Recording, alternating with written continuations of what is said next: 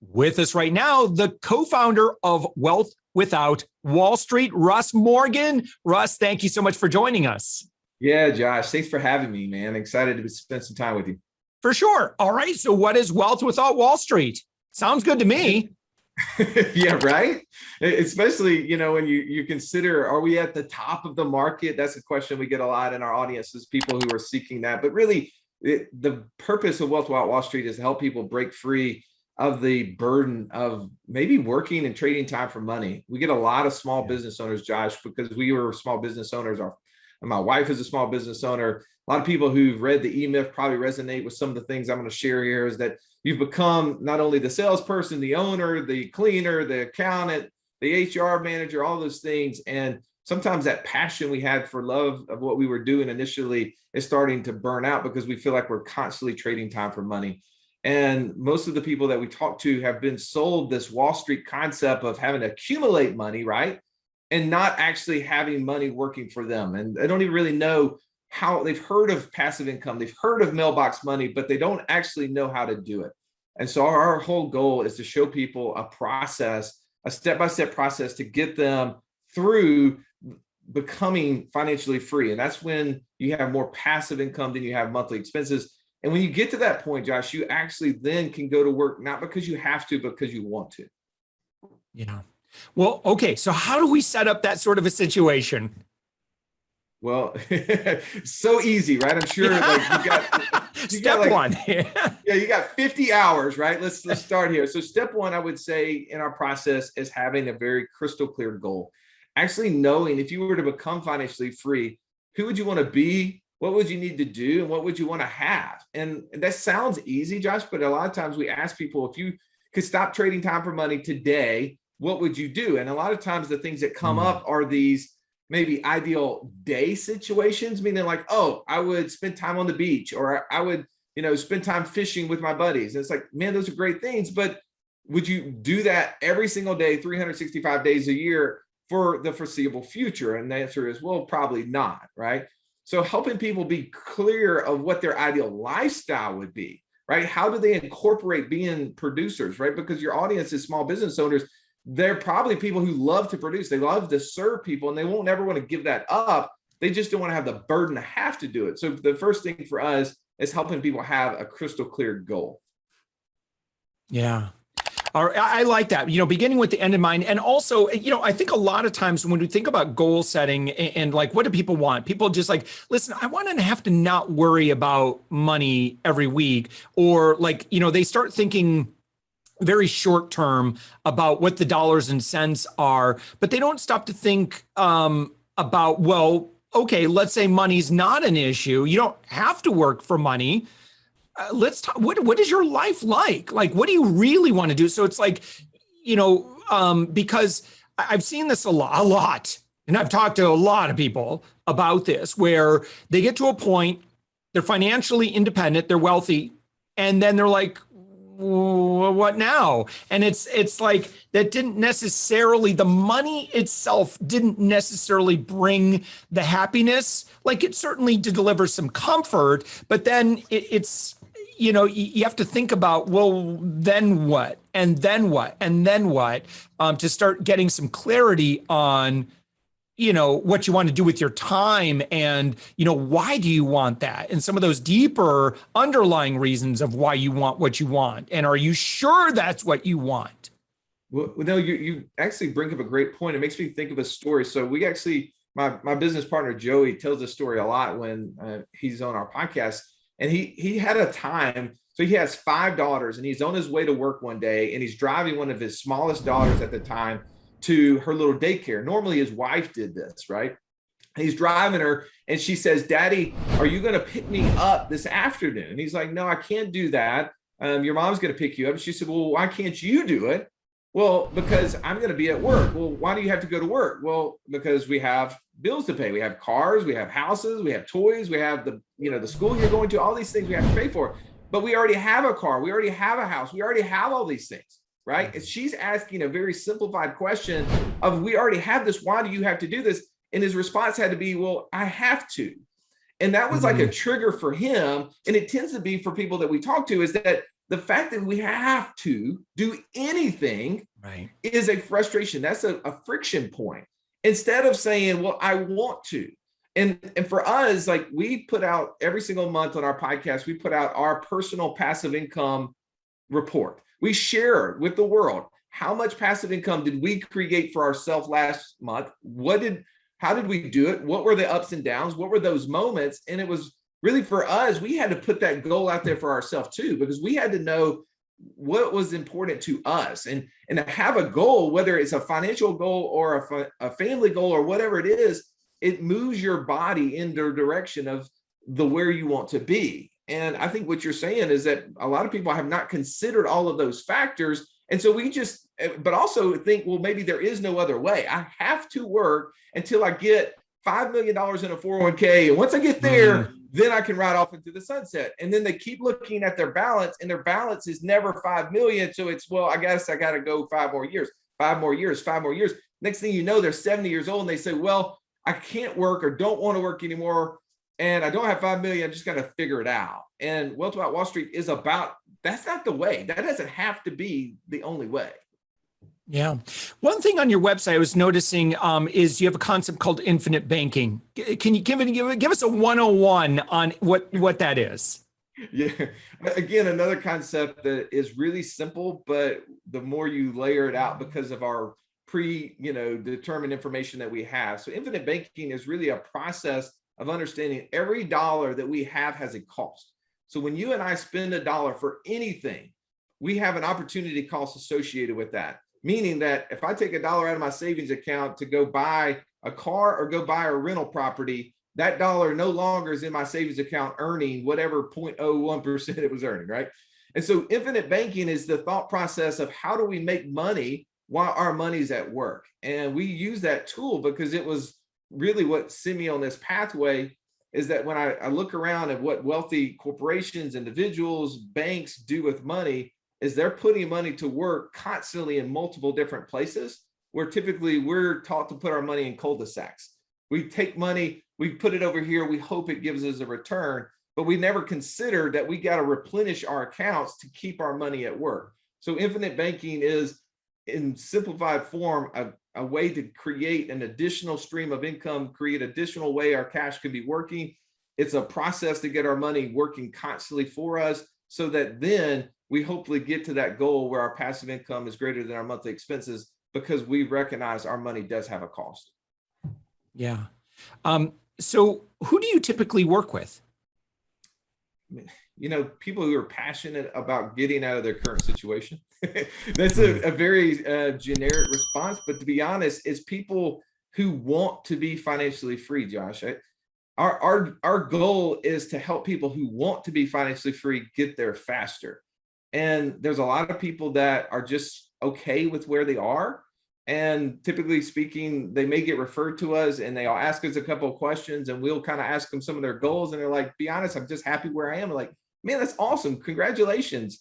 Thanks for stopping by, right? That's because our objective is somebody who wants to be financially free and decides that, okay, I don't know how to do it. I've tried some things, it hasn't worked. Typically that person is between 35 and 55. I've tried some things, it's not worked the way I would like it to.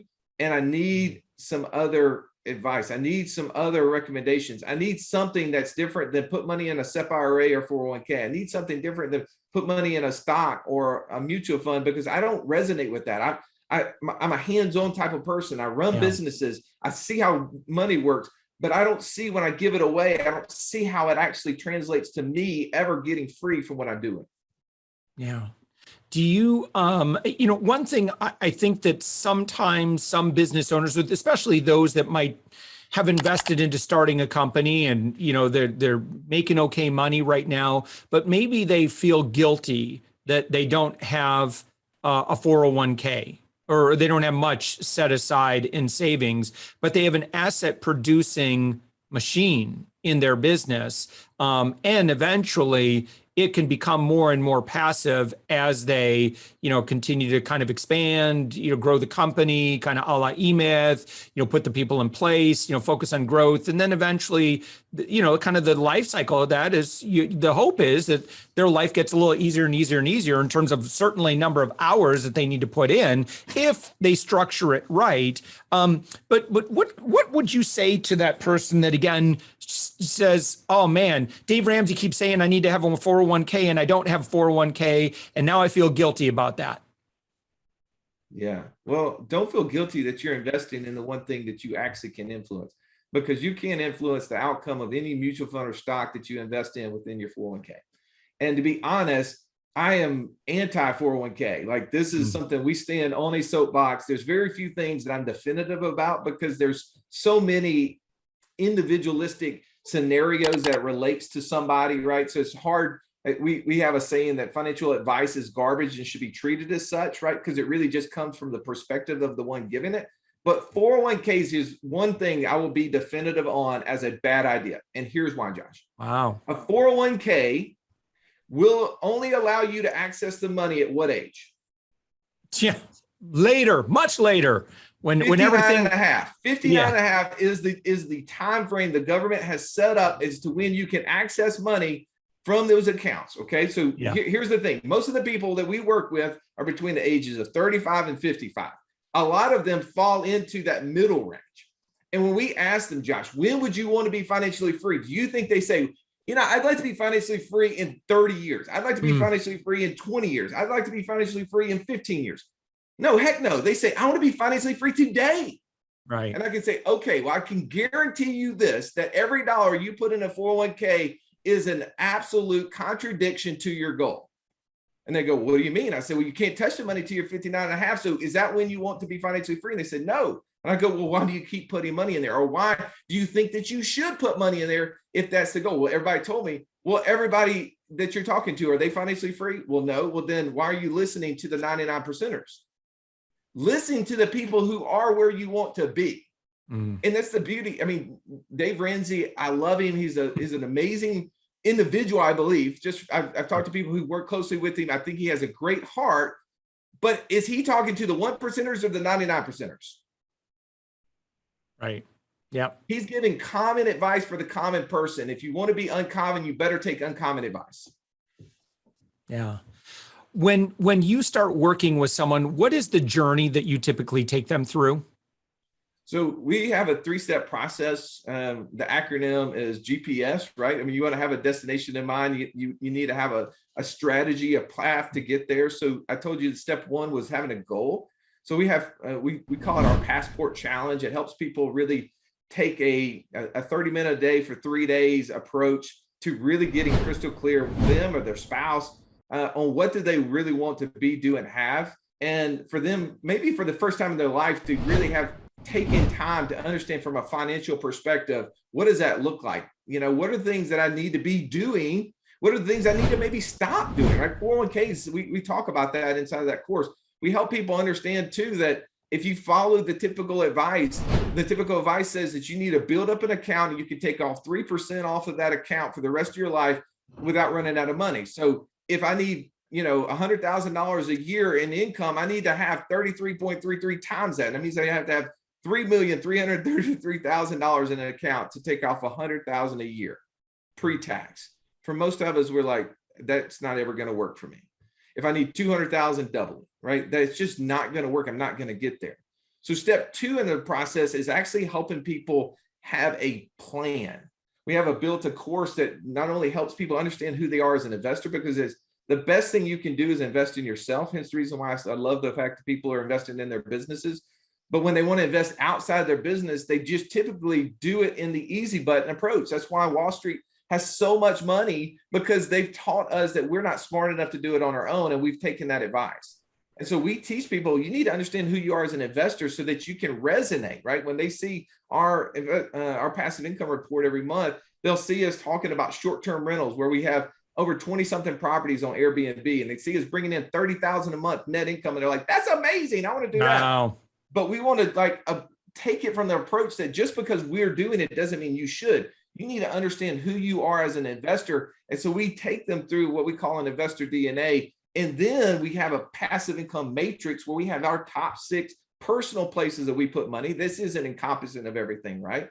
But it allows them to use that matrix in their personal investor DNA to match up to whether or not it actually is for them. So the pros, the cons, some of the key factors. Then we start talking about the challenges of where we put money, right? We talk about infinite banking. That's a concept that, again, is a little bit more than we can have on a 30-minute podcast, but we start to peel the onion back on that to help them understand the biggest obstacle to being financially free is not having access to cash. Most people, unfortunately, put their money in their businesses and in 401ks, and they can't touch it. And that's the opposite of what they really want to do. So we show them how infinite banking applies. We talk to them about the actual framework that they can use that will help them to become financially free for every decision that they're going to make in the future. So that's the P part. That's the plan. And the step 3 is support. We actually built an online community, has over 5,000 members in it. And inside of it is a small group we call our inner circle. That's where we do ongoing coaching twice a week. And then they get an individual personalized coach that meets with them. But we take that framework that we're teaching, that they're learning, but knowing that all of this information you're grasping 5 or 10% of, and you have to apply to get to the first step. And so our goal with our coaches within the first year is to take someone that says, I spend $10,000 a month. That's my expenses. And I got 0 passive income. Okay, well, let's break that into 4s. Let's figure out a plan to help you get your first $2,500 a month of passive income. And that'll be our goal for the year, is to get you to there. So do not, get so distracted by where am I going to go. Let's get to that first step. What's the right next thing for me to do? Yeah, I love it. Awesome. So your website is wealthwithoutwallstreet.com. When someone goes there, what would you recommend they do? Well, I tell you what, I'll add a little extension to that, wealthwithoutwallstreet.com/passport. That will get you not only into our online community where all our content, all our conversations. So we don't interact on social media a lot. So if you go and try to look us up on Facebook or Instagram, there's some stuff there for us, but we spend all of our time inside of that specific community. It's actually an app. You can download it in an app store, Wealth Without Wall Street. But when you go to the wealthwithoutwallstreet.com/passport, it'll give you a free entry into the community itself, but also will give you access to that course so you can start building your goal. You can actually go through that process and then jump on a 15-minute call with one of our coaches to say, hey, here's the goals I'm having. What do you think, based upon my scenario and who I am, what's the next best step? Clearly, our website, our YouTube page, our podcast, we have all sort of content, but we pour it all into that online community instead of having it broken up in multiple different places. Yeah. Awesome. All right. So that's wealthwithoutwallstreet.com/passport. Russ, this has been fantastic. You're the co-founder of Wealth Without Wall Street. You've got a podcast as well that the folks, if you're listening to this podcast, you can go find that. And what's the name of the podcast? Man, we're so creative. We named it Wealth Without Wall Street. Wealth Without Wall Street. There you go. Brand consistency. I love it. Russ Morgan, co-founder of Wealth Without Wall Street. Thank you so much for joining us. Thank you, Josh.